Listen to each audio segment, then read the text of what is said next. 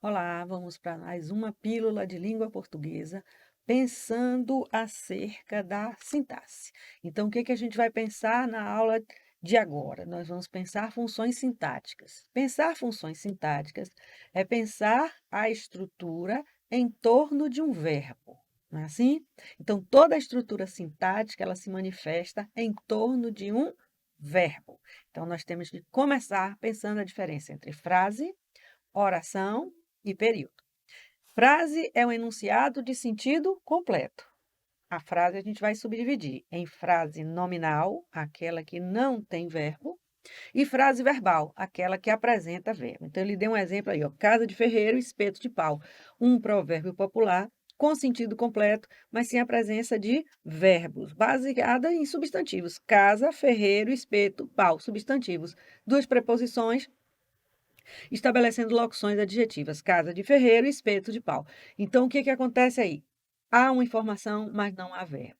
Nesta informação sem verbo, a gente não faz a análise sintática. Por quê? Porque a estruturação sintática se dá em torno de um verbo. E aí vem o segundo tipo de frase, que é a frase verbal, aquela que apresenta verbo.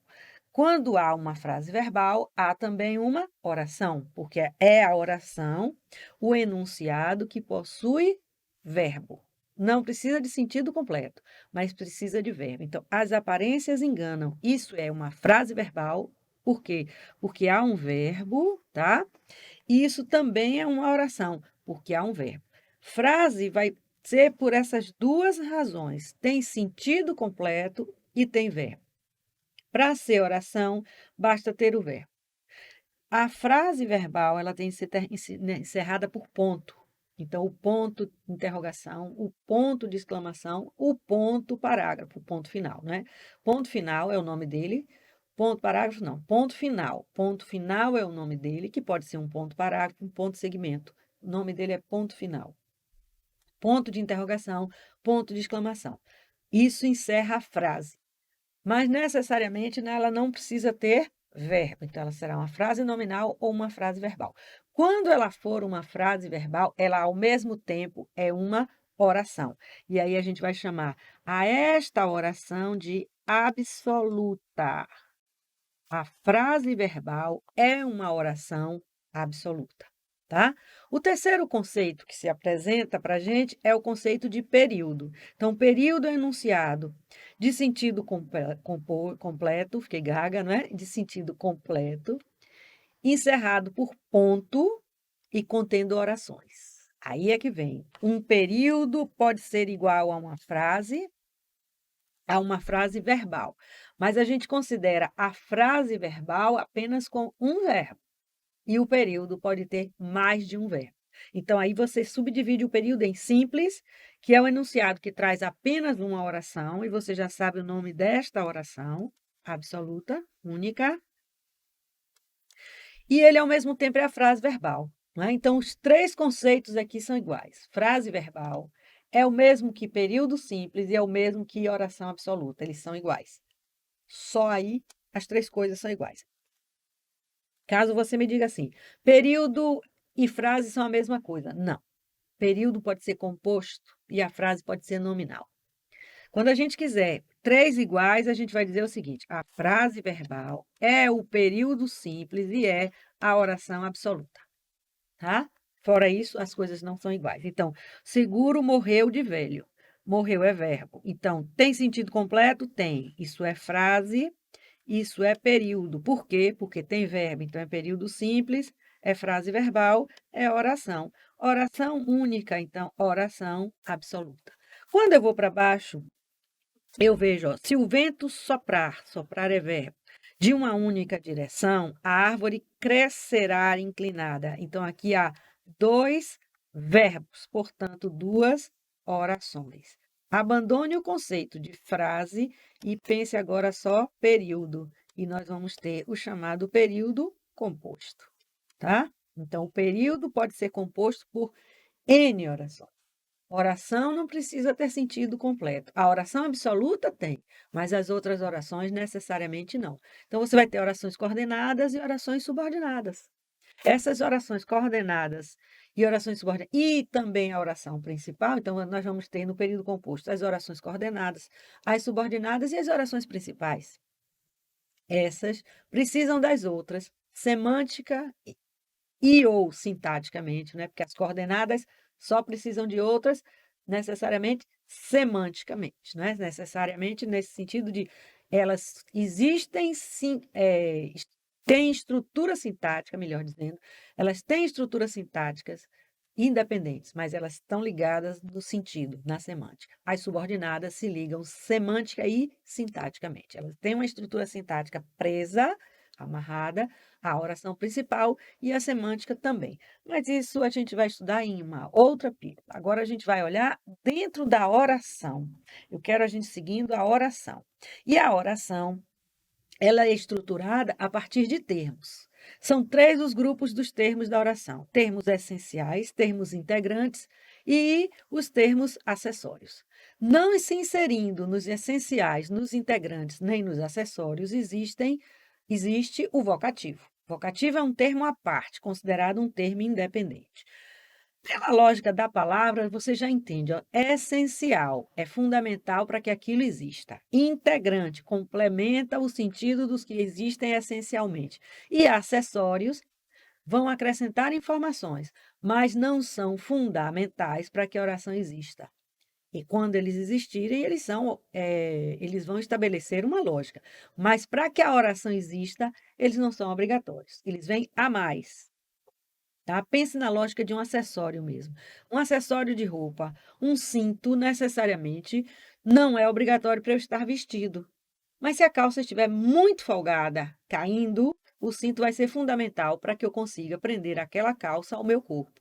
Então, é essa a lógica do acessório. O acessório vem para embelezar, para dar um tom a mais, mas às vezes ele também faz um papel de auxílio. Nas orações as coisas são assim, tá? Os termos essenciais, a gente vai sempre pegar a oração e dividir em duas partes, sujeito e predicado. Alguns autores consideram o predicativo diretamente como um termo essencial, outros colocam o predicativo como um termo dentro do predicado. Já vi alguns professores colocarem o predicativo como um termo integrante. Não pode. Por quê? Porque predicativo, ele é núcleo de predicado. Como é que o núcleo do predicado é um termo integrante, tá? Todo predicativo será a palavra mais importante dentro do predicado, basta que o predicativo exista. Sempre que há um predicativo, ele é núcleo de predicado. Então, ele não pode ser um termo integrante, ele tem que ser um termo acessório ou essencial, nem muito menos acessório, né? Ele tem de ser um termo essencial, já que ele é o núcleo do predicado. Então, nós vamos pegar sempre a oração e dividir em duas partes. Depois que nós fazemos essa divisão em duas partes, as outras partes se manifestam dentro das duas. Então, vamos fazer isso aqui. Vamos pegar a oração, a persistência realiza o impossível. Quem é que pergunte ao pego e separe o verbo e pergunte a ele quem é que realiza o impossível e o verbo lhe responde a persistência. E aí nós dividimos a oração em duas partes. Partes sintagma nominal, sintagma verbal. Sintagma significa grupo de palavras que exerce uma função sintática. Vou repetir. Sintagma, grupo de palavras que exerce uma função sintática. Mas esse grupo é considerado normalmente como um conjunto. E um conjunto pode ser vazio, unitário ou conter mais de um elemento. Então, um conjunto pode ser vazio, um sintagma pode ficar vazio. Um conjunto pode ter um elemento apenas, um sintagma pode ser preenchido por um elemento, e um sintagma pode ter mais de um elemento, tá? Então, pense nessa lógica. Aí nós dividimos em dois sintagmas. Os dois sintagmas fundamentais da oração são o sujeito e o predicado, tá? Então, o sintagma nominal, a oração pode ter mais de um. A oração pode ter mais de um sintagma nominal. Aqui tem outro, ó. Dentro do sintagma verbal tem um SN, um sintagma nominal aqui. Só que existe, a gente às vezes chama de SN grande, o SN principal.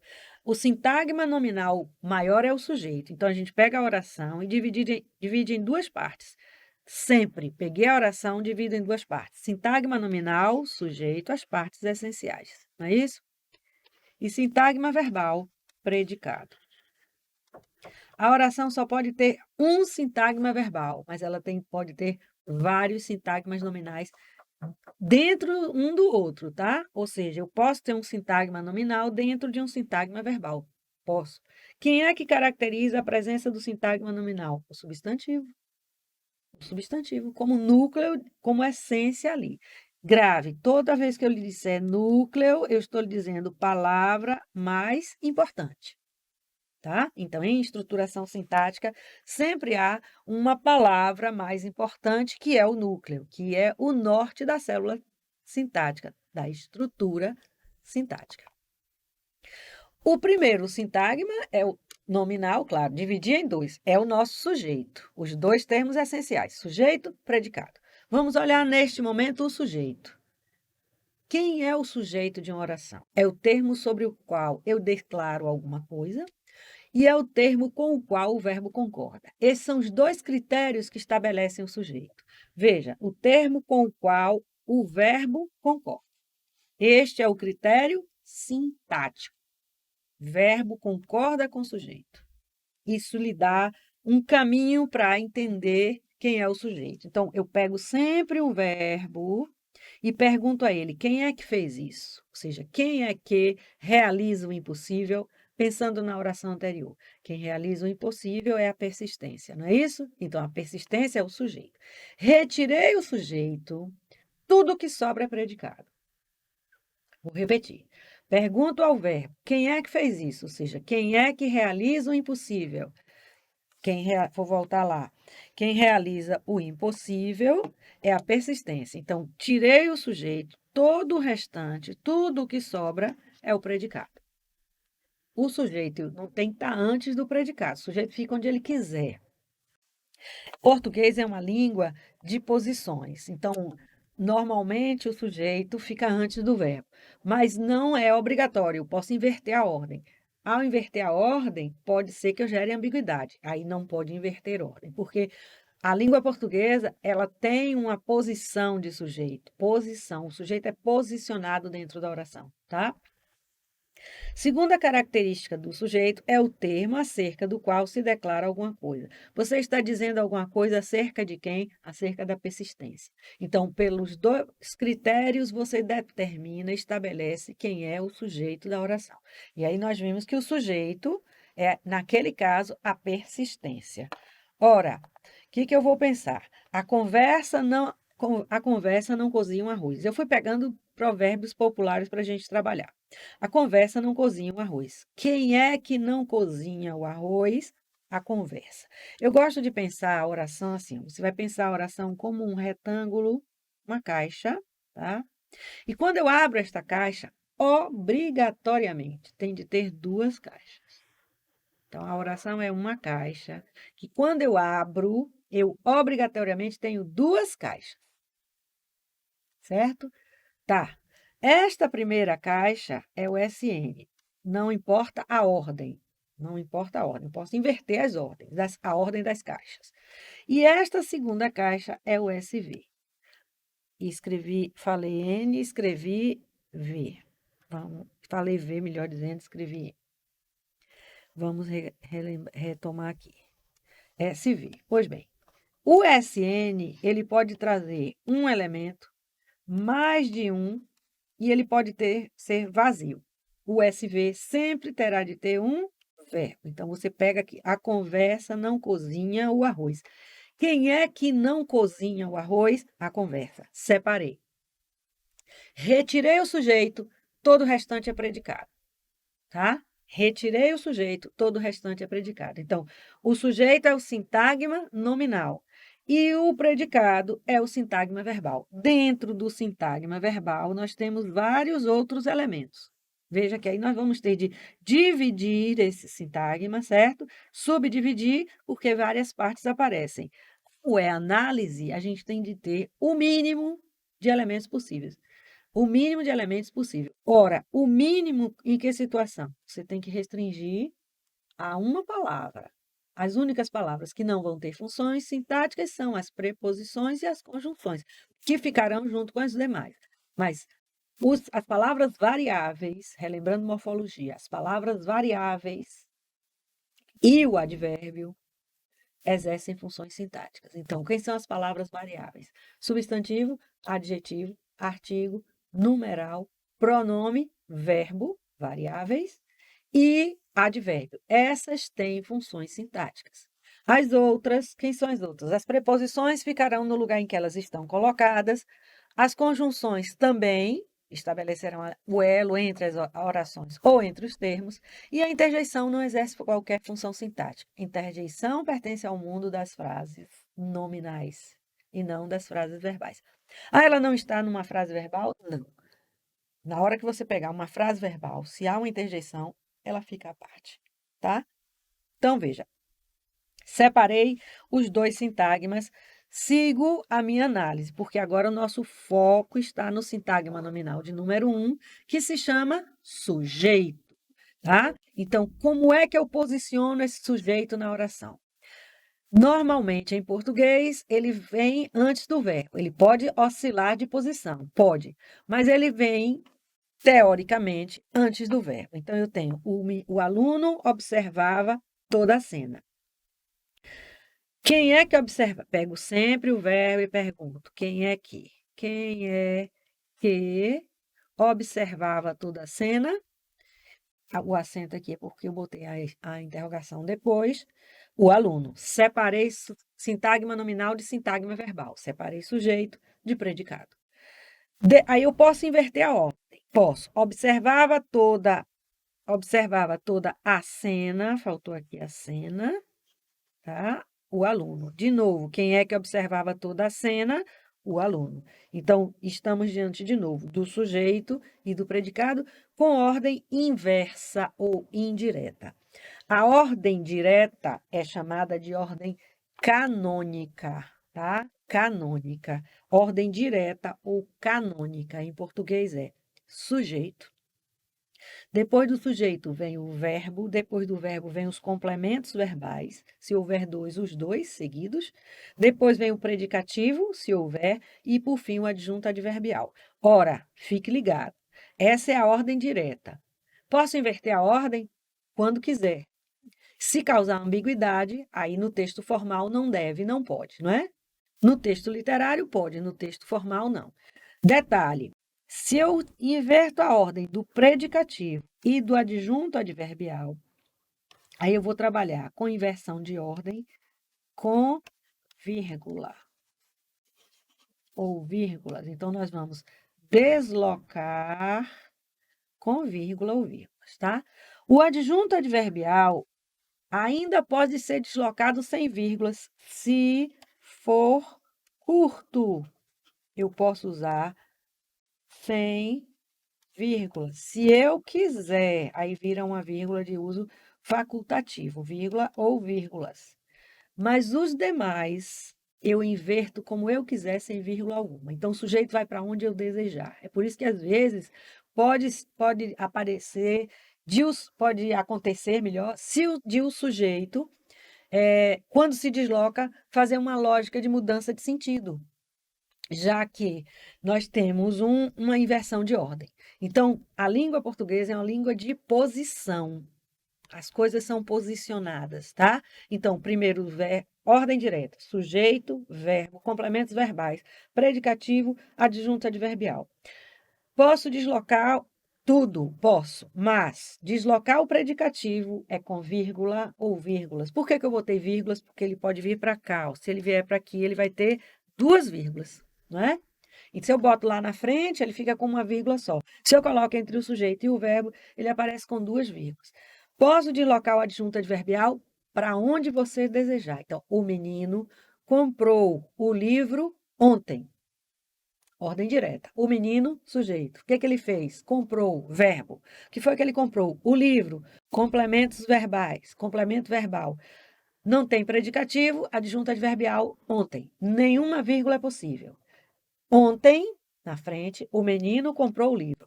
Como ontem é um adjunto adverbial curto, o que é que eles consideram curto? Eles consideram curto até 2 palavras, tá? Até 2 palavras, normalmente, eles consideram curto. Se eu botar para frente e é uma palavra só, que foi o caso do ontem, a vírgula fica de uso facultativo. Então, se for curto, sem vírgula, pode ficar sem vírgula. E não se esqueça, a vírgula passa a ser de uso facultativo. Quando a gente está dando aula de redação, a gente diz assim, é melhor botar sempre para não se atrapalhar. Mas você tem de pensar também na construção da prova objetiva, que ele pode não colocar vírgula e você não pode considerar que aquilo está errado, certo? Vírgulas onde há as cruzes, nem pensar. Se eu boto uma vírgula aqui, está errado, erro grave. Separei sujeito de verbo, verbo de complemento, complemento de predicativo, predicativo de adjunto adverbial. Os adjuntos adverbiais só vão usar vírgula lá no lugar deles se for para dar um certo destaque ou se houver mais de um, que a vírgula vai ser de enumeração. Cenas dos próximos capítulos, quando a gente estudar pontuação. Mas eu quis logo chamar a atenção para esse detalhe de quem se desloca. O sujeito se desloca para onde quiser e não usa pontuação alguma. Aliás, se separar o sujeito do verbo, errou feio, porque o sujeito não se separa do seu verbo, tá bom? De olho na questão. O que a gente tem aqui? Uma questão que vai cobrar exatamente os aspectos de que nós falamos até agora. O verbo e seu sujeito estão sublinhados em uma questão da Fundação Carlos Chagas de 2018.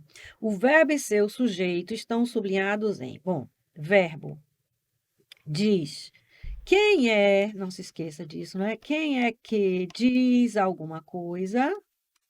Quem é que diz que esse olhar sobre a mulher é feito de forma brutal? Jones Basson deve ser. Então, este é o nosso sujeito e a nossa resposta está exatamente na letra A.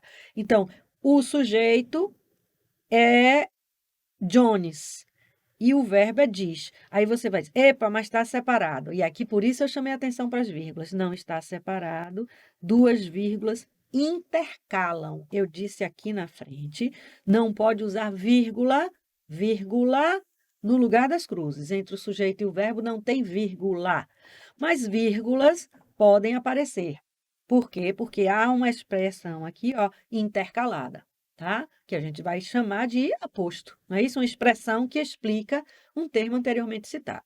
Na letra B, uma montagem solo, quem é que traz a reflexão? Uma montagem solo. Então, o sujeito é uma montagem solo. Outro detalhe que a gente já pensa. Veja que a questão sublinhou reflexão, porque ela queria que passar pela sua visão. Aqui tem uma crase. Sujeito não pode ser introduzido por preposição. Um acraseado é a soma da preposição a com o artigo a. Então, esta crase à frente de reflexão não a estabelece a lógica disso aí ser o sujeito, ou seja, isso não pode ser sujeito. A peça tem, quem é que tem a assinatura? De novo, aqui uma preposição, você descartaria outra vez. O sujeito é peça. A mulher é obrigada a impor uma política que valide. Quem é que valida a política? O sujeito aqui é o pronome que. Cuidado com essa letra T, tá? Cuidado. Ele entregou de mão beijada, mas aqui, ó, o sujeito é o quê? Que retoma a política. Mulher não, mulher é o sujeito de é obrigada. E aí, ó, na próxima, essa condição seria desnecessária se a vida de cada pessoa fosse. Tudo isso aqui é o sujeito. Vida é o núcleo do sujeito. Então, confirmamos a resposta da questão na letra A, certo? Continuemos, que a gente agora vai ter a classificação do sujeito. O sujeito é classificado de 5 maneiras, tá? 5 formas, e ainda tem o sujeito oracional, que seria uma sexta posição. Nós vamos olhar as orações em outra pílula. Então, a gente vai pensar os termos, por exemplo. Termo é estrutura sem verbo. Oração é estrutura com verbo. Então, o sujeito pode ser simples, composto, desinencial, que também é chamado de elíptico ou oculto, inexistente e indeterminado. Existe um sujeito oracional, estudo posterior para as orações. O sujeito simples e o composto são aqueles que apresentam núcleo, tá? Eles possuem núcleo. O simples, um núcleo, e o composto, dois ou mais. Quem é que pode ser núcleo de sujeito? Sujeito é sintagma nominal. Todo sintagma nominal tem como núcleo o substantivo ou o pronome substantivo, que é o substituto natural de um substantivo. Então, o pronome substantivo é aquele que substitui o substantivo. Então, quem pode ser núcleo de sujeito, substantivo ou pronome substantivo. Tudo em gramática que a gente disser simples, um. Composto, mais de um. Então, o sujeito simples tem um núcleo, torres. Quem é que começa no solo? As torres mais altas. E um grande amor e grandes desafios sempre envolvem um grande risco. Amor e desafios, dois núcleos. Tá? Então, sujeito simples tem um núcleo, sujeito composto tem dois ou mais núcleos. Então, sujeito simples e sujeito composto vêm escritos na oração, vêm estabelecidos escritos na oração. Sujeito desinencial, elíptico ou oculto vem presente na terminação do verbo, tá? Na terminação do verbo ou no contexto. Então, é aquele que está presente na desinência verbal ou em alguma informação do texto. Então, vamos lá. Disparei o alarme de um carro. Lá vem Garfield. Então, quando ele pensa, isso, disparei, primeiro fez esse barulho horroroso aí dando uma rota, não é isso? O que que aconteceu? Disparei. Quem foi que disparou? Eu. Esse ei daqui, a desinência verbal, estabelece para você que o sujeito sou eu, tá? Está escrito este eu? Não, mas eu sei pela terminação do verbo. Perfeito? Espere com paciência, ataque com rapidez. Espere, eu espero, tu esperas, ele espera. Então, esse espere é você, não é tu. É espere e ataque. Você. O você está implícito no verbo, porque verbos no imperativo normalmente deixam o sujeito implícito. Espere, estou falando com você. Espera, eu estou chamando o outro de tu. Então, eu espero, tu esperas. Tiro o S, é o nosso imperativo. Então, veja, o que está acontecendo? A desinência verbal trouxe para mim o sujeito. Às vezes, o sujeito está implícito no texto, tá? O texto, numa frase anterior, num período anterior, me deu o sujeito. Naquele outro, naquele que eu quero analisar, o sujeito não está escrito, mas eu consigo determinar pelo texto. Então, isso é um sujeito elíptico ou desinencial ou oculto. Elipse, em gramática, significa eu tenho a informação, mas ela não está escrita. Ela está implícita e não está escrita. O próximo tipo de sujeito é o chamado sujeito inexistente. Você pode dizer, pô, mas como é que o cara disse que eu vou dividir a oração em duas partes, sujeito e predicado, e agora ele me diz que o sujeito não existe? É a caixa vazia, sem possibilidade de ser preenchida. Há verbos em português, então lembra das duas caixas? Esta caixa do sintagma nominal e esta é a caixa do sintagma verbal. Há verbos em português que não conseguem responder à pergunta quem é quem. A gente vai chamar estes verbos de impessoais. Estes verbos normalmente permanecem na terceira pessoa do singular. Por que eu disse normalmente? Porque o verbo ser faz uma lógica diferente em relação a isso, tá? O verbo ser traz uma lógica diferente. Então, vejamos exemplos de sujeito inexistente. Então, está chovendo, verbo chover, dando fenômeno da natureza. Não é isso? O verbo auxiliar é estar, o verbo principal é chover, é o verbo principal que controla isso, tá? Então, chovendo, verbos de fenômeno da natureza. Há semanas, esse haver dá o sentido de faz, dando ideia de tempo. Há também o verbo haver no sentido de existir, mas aqui ele está dando o sentido de faz, o chovendo está aqui. Não suporto mais, aí vai para a terceira oração, que agora o sujeito é desinencial. Cada oração tem seu sujeito.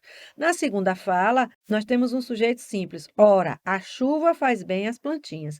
Quem é que faz bem às plantinhas? A chuva, tá? Então, inexistente, verbos de terceira pessoa do singular, normalmente. Fenômenos da natureza, verbo haver dando tempo, olha ele aqui, ó, verbo haver no sentido de existir, que eu coloquei lá, e o verbo ser, com o qual a gente tem de ter cuidado. Porque, diferente dos demais, que sempre são usados na terceira pessoa do singular, o verbo ser concorda com o numeral, tá? O sujeito é inexistente, mas ele concorda com o numeral. Já são 10 horas da manhã. Então, ele concorda com o numeral, mesmo tendo um sujeito inexistente. Ora, chegamos ao sujeito indeterminado. Há 3 casos para o sujeito indeterminado.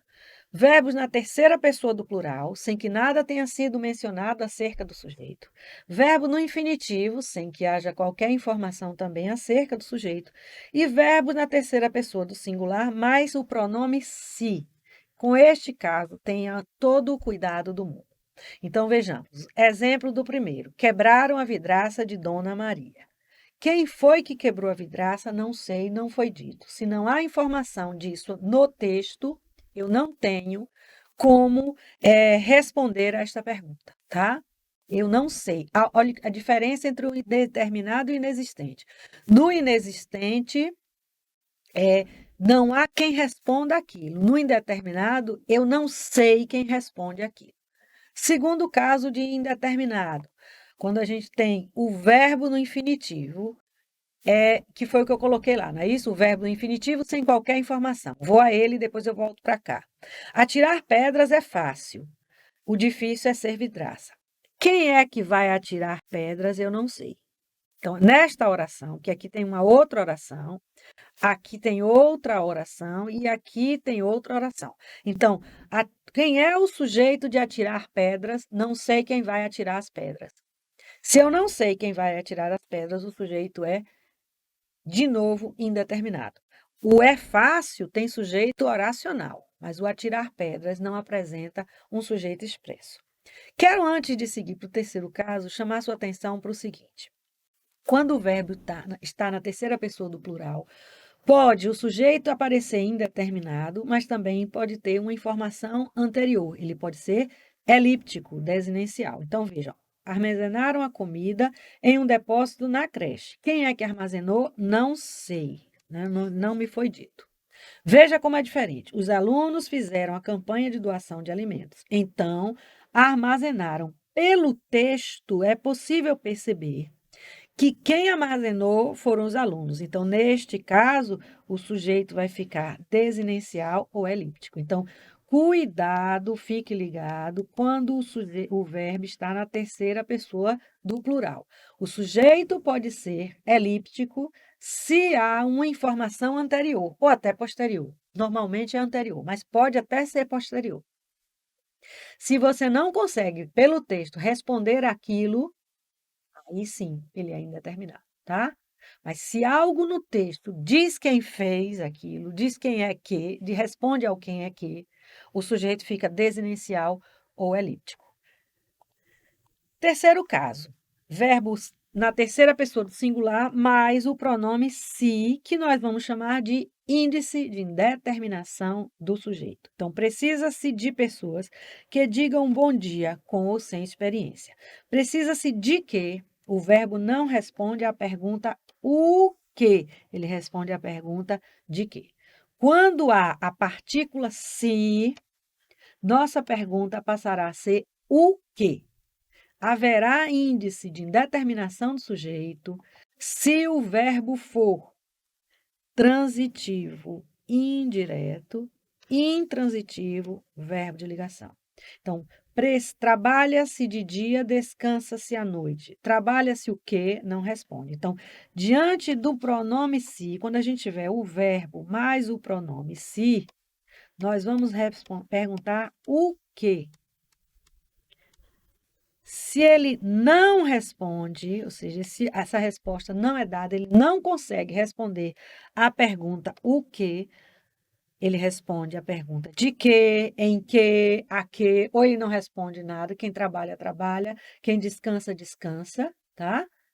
Você estará diante de um índice de indeterminação do sujeito. Então, o índice, a partícula se, como índice de indeterminação do sujeito, se apresentará com verbos intransitivos, transitivos indiretos, verbos de ligação. A partícula se, no caso de índice de indeterminação do sujeito, nunca aparecerá com um verbo transitivo direto. Tá certo? Então, não se esquece disso. Há um índice de indeterminação do sujeito quando o verbo é transitivo indireto, intransitivo ou verbo de ligação. Fica a dica da hora para você gravar. Como é que eu gravo classificação de sujeito? Eu gravo como síndico, ó, síndico. S de simples, IN de indeterminado, D de desinicial, aí lembre elíptico oculto, I de inexistente, CO de composto. Então, síndico, para a gente gravar a classificação do nosso sujeito, tá? E assim nós fechamos a nossa pílula acerca de sujeito e termos essenciais, iniciando das orações. Depois a gente vai para o predicado. Até a próxima.